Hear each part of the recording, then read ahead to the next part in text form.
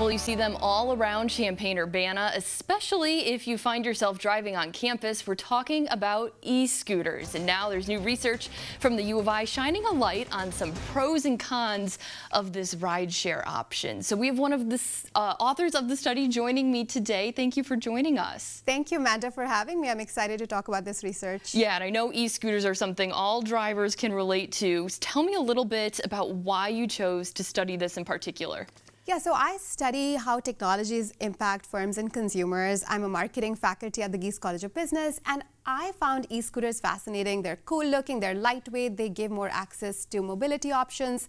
And so I was curious about how would they affect consumers, not just in terms of their economic spending, going out to restaurants and retail, which are typical things we study in marketing. I wanted to see how would they affect consumers' mobility as well as their safety and well-being. What did you learn? What are some of those effects that you discovered during this? Yeah, so I would highlight three key effects. First, I found that there's an increase in rideshare usage once e-scooters are introduced. And this is all based on data from Chicago in 2019. And then I also found that bike share actually reduces. So you would think that e-scooters being micromobility would also boost bike share as a category, but we find the opposite. There's a substitution of bike share. And finally, there's an increase in crime, particularly those that are related to street and vehicle-related crimes. So not violence, not homicide. I want to caveat that finding for our listeners. And it's mostly coming from street-based crimes that are opportunistic in nature. So is that like people are stealing the scooters, or what does that look like, that increase in crime? Yeah, so thankfully the Chicago government data does have some details on what type of crimes are going up as a result of these e-scooters. So we see things like breaking into a vehicle or a snatch and run type of crime, which makes e-scooters a way for easy escape. So those are the crimes that we see going up by almost 19%. So what does that mean maybe impact-wise for cities who maybe have these e-scooters, e-bikes readily available?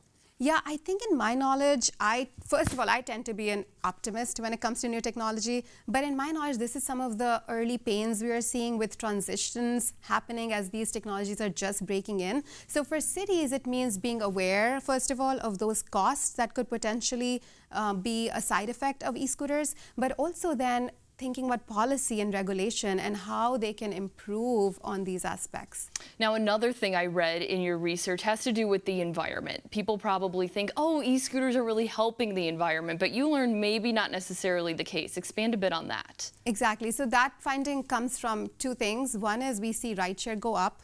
So we see that people are making trips that they wouldn't have made otherwise at all. So they're going out more. And particularly when we look at over 8 million rideshare trips and connect them back to the e-scooter pickup and drop-off points, we see that these are the trips that they just wouldn't have made. So for example, going out to eat, they take e-scooter one way and maybe they're late night and there's no e-scooter option to come back. So they take the rideshare on the way back, which is adding to these carbon emissions because those trips would have just not happened.